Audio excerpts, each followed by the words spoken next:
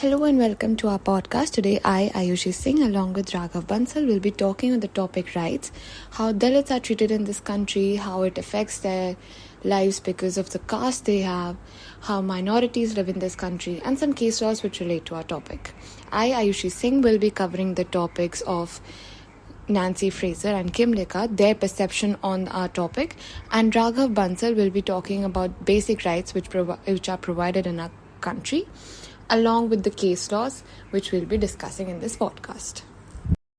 The Constitution of India, which came into force on 26 January 1950, guarantees and provides the fundamental rights to all the citizens of India. There are 6 fundamental rights mentioned in the Constitution of India.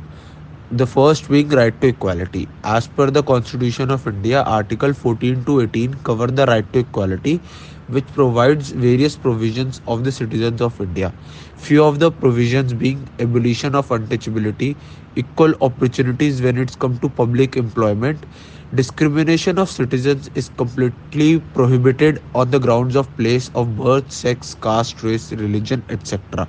Coming toward the second right being right to freedom.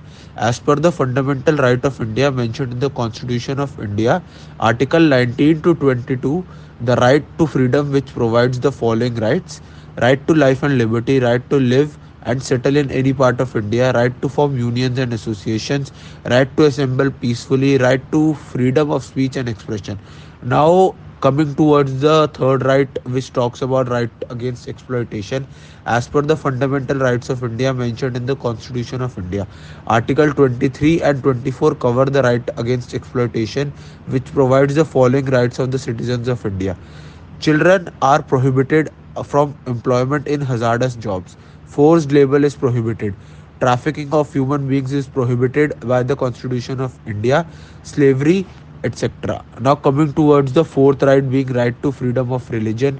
As per the Constitution of India, Article 25 to 28 cover the right to freedom of religion, which provides the following rights. Citizens of India will have the freedom to attend religious instructions or worship in certain educational institutions.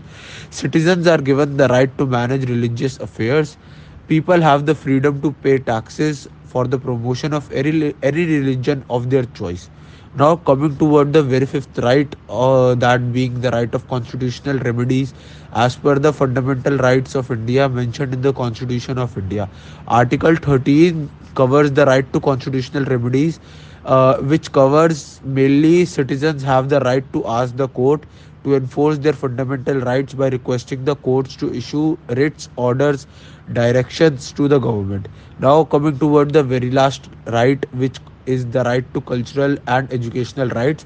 As per the fundamental rights of India mentioned in the Constitution of India, Article 29 and 30 cover the cultural and educational rights, provide the following rights of the citizens of India. Minorities have the right to establish educational institutions. The cultural and language of the minorities will be protected. So now I'll be covering the views of Nancy Fraser, who is a renowned feminist philosopher and social theorist. Fraser's text on social justice in the age of identity politics, race distribution, recognition, and participation talks about various aspects that take place in day-to-day life of the minorities or the people from the lower class. The exclusion of minority categories by the society is quite a debatable topic, and herein we cover the views of Nancy Fraser. Redistribution. Fraser criticizes capitalism institutions that sustain inequality and highlights of the significance of economic justice. In order to alleviate structural inequities and build more egalitarian communities, she makes a case for economic redistribution. She may examine how economic disparities relate to racial, gender, and other identity axes in the context of identity politics. Recognition. Fraser also emphasizes on cultural and symbolic justice, stressing the need of oppressed communities being accepted and respected in society. This entails combating preconceptions, stereotypes, and discriminatory practices that stem from identity categories like race, gender, sexual orientation, and ethnicity. Fraser criticizes identity politics that put emphasis or acknowledgement above tackling underlying political and economic inequality. Participation, ensuring that every member of society has substantial opportunity to engage in decision-making processes, is a crucial aspect of arrangements and power dynamics, which can marginalize particular groups and restrict their capacity to fully engage in society. She is a supporter of democratic processes that are inclusive and empower vulnerable populations. Fraser's research inspires us to think about how these aspects of justice are related to one another and to create plans for tackling several types of inequality at once. Her observations are especially pertinent in the era of identity politics for comprehending the intricacies of modern social movements and continuous fight for justice and equality. Coming on to Kim Likai's conception of minority rights, this text focuses on liberal democracy and the perspective of Dalit rights. Understanding and defending the rights of diverse minority groups within society has been aided by Kim Likai's theory of minority rights within the concept of liberal democracy. Will Kimlicka, a Canadian political philosopher, has written extensively about citizenship, minority rights, and multiculturalism. In liberal democratic societies, it is crucial to accommodate cultural diversity and cherish the various cultural practices, languages, and identities that exist. This is what his work highlights. According to Kim Likka, liberal democracies ought to uphold minority cultures, acceptance, and encouragement within the larger social structure in addition to safeguarding individual rights.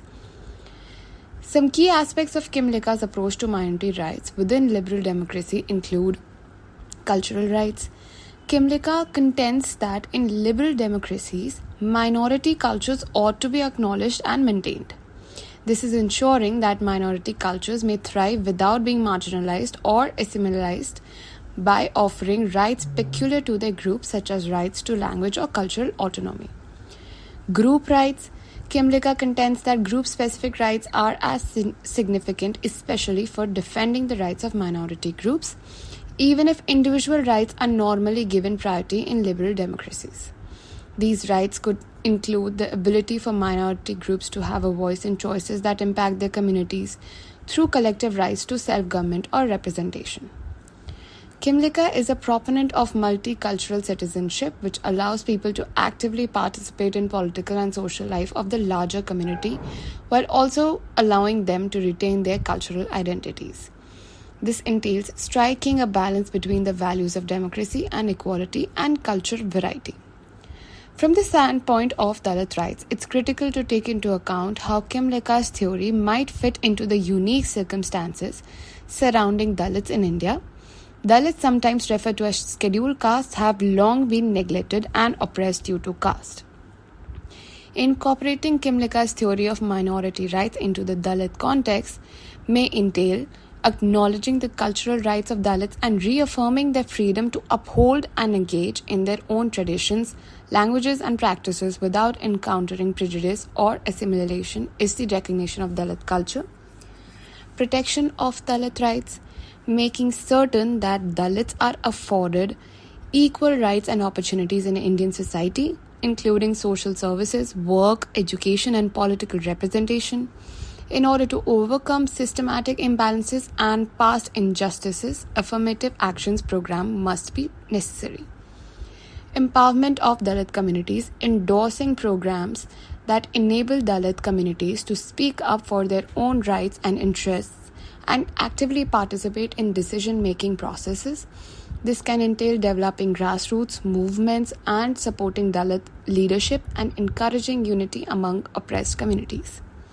All these things considered, Kim Likka's framework of minority rights within liberal democracy offers a helpful prism through which to view with and confront the difficulties Dalits confront in India, as well as to advocate for their rights within the larger context of social justice and equality.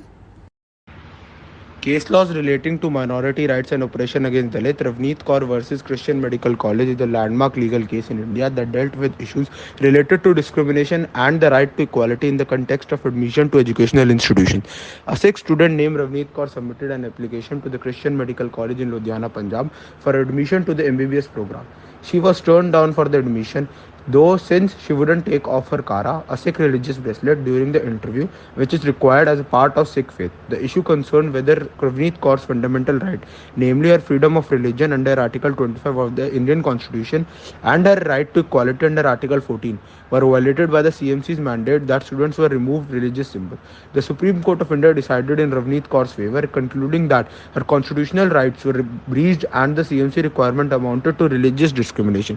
The court stressed how crucial it is to preserve people's right to practice their religion openly and without hindrance and to accommodate religious diversity. The ruling in the case of Ravneet Kaur versus Christian Medical College established a significant precedent pertaining to minority rights and religious freedom in India. It reaffirmed the fundamental requirement that educational institutions uphold the equality and non-discrimination clauses of the Constitution, including respect for legal pluralism, especially if they receive government aid and funds. Basic understanding of what we infer from this discussion is that till today's date, the minority or Dalits in India suffer huge disparities and seclusion based on their caste, race, and religion. The two case laws that we discussed clearly display that not much importance is given to the minority communities, even if their basic rights are being violated. Even though our constitution guarantees basic fundamental rights to all the citizens of India, no matter their race or caste, still oppression continues in the life of minorities and Dalits in India. A need for basic rights and democracy and equal treatment still pertains in the life of Dalits and minorities, including the social exclusion that they face on a day-to-day life, the injustices they face, varying from job opportunities to living standards. So thank you for listening to our podcast. We hope you liked it. We tried to cover all the aspects we could in this podcast related to our topic, some rights, case laws which were landmark judgments related to these topics, and some basic info about minority rights and liberal democracy. This is Ayushi Singh along with Raghav Bansal.